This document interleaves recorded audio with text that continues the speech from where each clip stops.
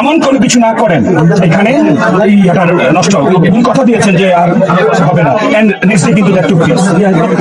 Take proper action at our end or not এরপর আপনার কাছে বললেন হাসনা তারা সাচিস কি একা আন্দোলন করছে তারা ওই সময়টায় তাদের কি ভূমিকা ছিল তার আগে তারা কিভাবে বঙ্গবন্ধুকে বাবা রাখছে শেখ হাসিনার পা চাচ্ছে সেটা কিন্তু বাংলাদেশের প্রত্যেকটা মানুষ জানে যে বাড়িটার সামনে কেউ কোনো গন্ডগোল করার সাহস পায় নাই এই এনসিবির কুত্তার বাচ্চারা হিজড়ার মতো পিছন পাশ থেকে গিয়ে তোমরা তোমরা পার্টি অফিসে আসতে হঠাৎ করে কেউ কারো বাড়িতে আটক করতে পারে আইন শৃঙ্খলা নাই বললেই চলে এখন ল অ্যান্ড অর্ডার সিচুয়েশন পুরো ব্রেক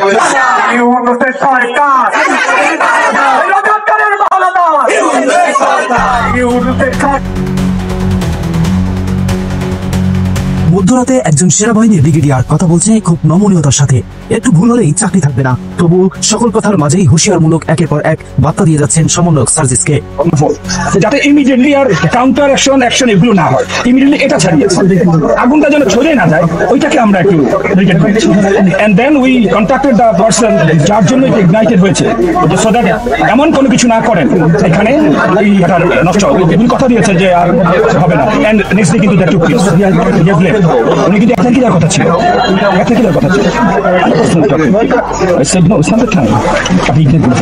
এখন যেটার জন্য একটু আপনাদের মধ্যে একটু হয়তো একটু আন্ডারস্ট্যান্ডিং ভুল আর কিছুই না Bangladesh army is not patronising anybody it is for the cause of the country that দেশের স্বার্থ I am also human being like you আপনি যেমন পারসিভ করেন আমাদের মাঝে মাঝে কিছু কিছু জিনিস পারসিভ আসে বাট নোয়িং ফুললি ওয়েল সেল যতক্ষণ আছে শরীরে রক্ত যতক্ষণ আছে we are not going to promote anyone যে দেশের বিরুদ্ধে করে আপাতত স্ট্যান্ডিংটা কি যে জনগণের অসুবিধা করে ভ্যান্ডালিজম করে মবের নামে যে আগুন লাগায় ঘর ভাঙচুর করে এই পার্টিটাকে আমরা বার্তা দেয়া না এটা করার সুযোগ নেই এখন এতে যদি আমাদের একটু রিফাইন করার সুযোগ থাকে আই নিড ইউ অ্যাসিস্ট্যান্স আমাকে যদি কেউ অ্যাসিস্ট করে আপনি শুধু দেখেন লেট মি অ্যাসিস্ট আপনাকে অ্যাসিস্ট করুন and you see whether we take proper action at our end or not do not perceive আপনারা পারসেপশন করেন না এক একজন এক এক মেধার এক একজন এক এক শিক্ষাগত যোগ্যতার এক একজনের বয়স এক এক রকম সো আপনার পারসেপশন মিলবে না বাট দি মোমেন্ট আপনি এটাকে ছড়িয়ে দেবেন যে শুনবে সে কিন্তু খারাপ ভাবে নেবে so for the sake of the country চলো আমরা গঠনমূলক চিন্তা করি আমি যদি ভালো কিছু নাও বলতে পারি let us not talk bad যেটা ঠিক না হয়তো এসে দেখলেন আমরা উই হ্যাভ বিন টেকিং ঠিক আছে আমরা শেষ করি তাই না আপনারা ওই ধারণাটা নিয়ে যেতে হবে যে this Bangladesh army is working for the cause of the country আর কিছু না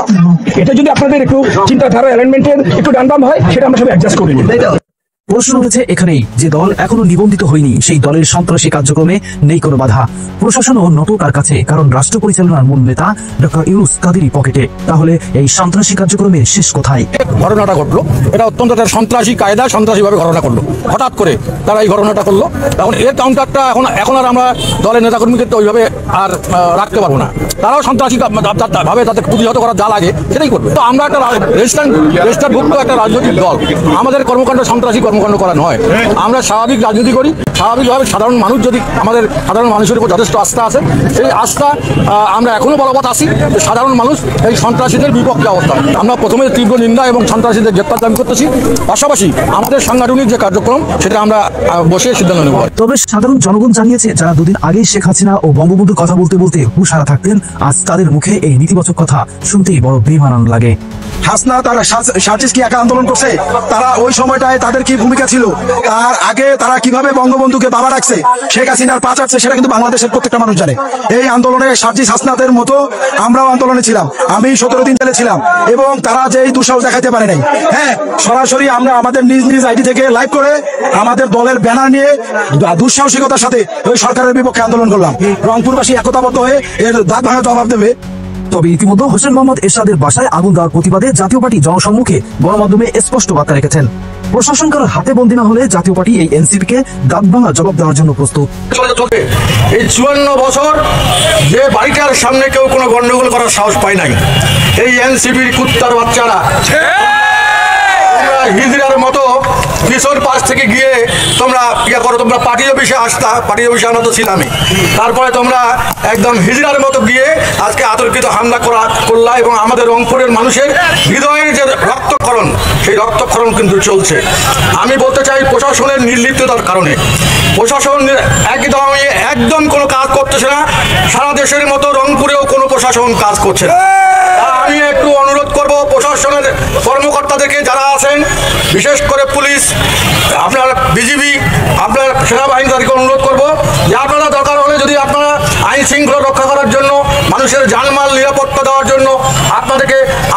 আমাদের মানুষের ট্যাক্সের টাকায় আপনাদের বেতন হয়। আপনারা কারো দলদাসে পরিণত হয়েন না, কারো দলদাসে পরিণত হয়ে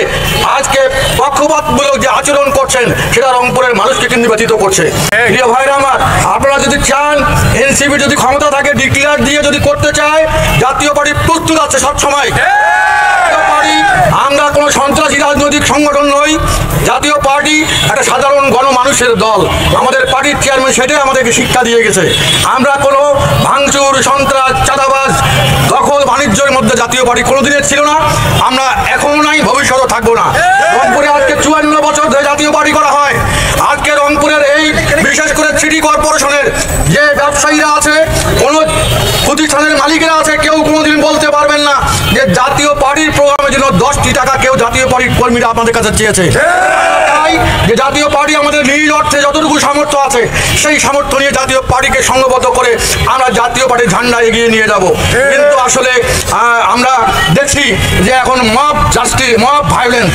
এখন মবের যুগ। এখন যদি আমি প্রশাসনকে বলবো আপনারা সরে দাঁড়ান, আমরা মব ভায়োলেন্সে জাতীয় পার্টি কিন্তু দুর্বল না।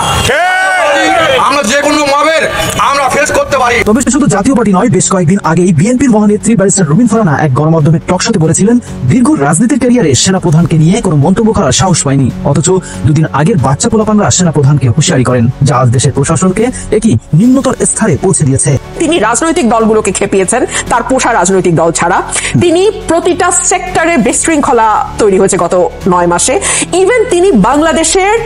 সবচেয়ে আমি বলবো দেশপ্রেমিক সেনাবাহিনী যাকে বলা হয়, বাংলাদেশের স্বাধীনতা এবং সার্বভৌমত্বের প্রতীক সেনাবাহিনীকে তিনি টোটালি অ্যান্টাগোনাইজ করে তার মুখোমুখি দাঁড় করিয়েছেন। এবং হাসনাতের মতন, সার্জিসের মতন, আসিফের মতন বাচ্চা বাচ্চা ছেলেরা তারা সেনাপ্রধান সম্পর্কে যেরকম অপমানসূচক কথাবার্তা যখন তখন বলে, লেখে, আমরা চিন্তাও করতে পারি না। এত বছর পলিটিক্যাল ক্যারিয়ার এক একজনের, বিএনপি বলেন, অন্যান্য রাজনৈতিক দলের বলেন, তারা কেউ কল্পনাও করতে পারে না যে এইরকম একটি প্রতিষ্ঠান, যে প্রতিষ্ঠানটি বাংলাদেশের স্বাধীনতা এবং সার্বভৌমত্বের সঙ্গে ওতপ্রোতভাবে জড়িত, সেই প্রতিষ্ঠানকে নিয়ে যাচ্ছে তাই বলা যায়, যাচ্ছে তাই করা যায়। এতদিন ধরে বাংলাদেশের রাজনৈতিক দলগুলো ধৈর্যের পরিচয় দিয়েছে। আমি বলবো বাংলাদেশ সেনাবাহিনী এবং সেনাপ্রধান তিনি ভীষণ রকম ধৈর্যের পরিচয় দিয়েছে। আপনি আমাকে বলেন, আজকে যদি এই আন্দোলন সফল না হতো, আসিফ, সার্জিস, হাসনাত তারা কিন্তু বহু বছর ধরে আওয়ামী লীগের, ছাত্রলীগের হয়ে কোনোভাবে টিকে ছিল, তারা হয়তো বা টিকেও যেতে পারতো, মানে এদিক সেদিক পালিয়ে। সেনাপ্রধান পারতো, ওনার কোর্ট মার্শাল হতো না, ওনার ফাঁসি হতো না, কারণ উনি তো ঠান্ডা মাথায় সিদ্ধান্ত নিয়েছিলেন যদি সরকারের আদেশ পালন করবেন না। সরকার যে গুলির আদেশ দিচ্ছে, নিজের দেশের জনগণের উপর গুলি চালানোর আদেশ দিচ্ছে, সেনাপ্রধান তো সেই আদেশ ফলো করেন নাই। এবং তিনি এমন সেনাপ্রধান, তাকে যদি আপনি ওনার আগের সেনাপ্রধানের সঙ্গে তুলনা করেন তাহলে খুব ভুল হবে। বাহিনীতে এবং বাহিনীর বাইরে ওনার একটা আলাদা ইমেজ আছে, ওনার একটা আলাদা সুনাম আছে, ওনার একটা আলাদা সম্মান আছে। বর্তমান সময়ে সমন্বয়ক নাম করে বৈষম্য বিরোধী আন্দোলনের নামে সংস্কার করার কাজে যে সন্ত্রাসী কার্যক্রম পরিচালনা হচ্ছে, এ বিষয় নিয়ে আপনার মতামতটি অবশ্যই জানাতে ভুলবেন না।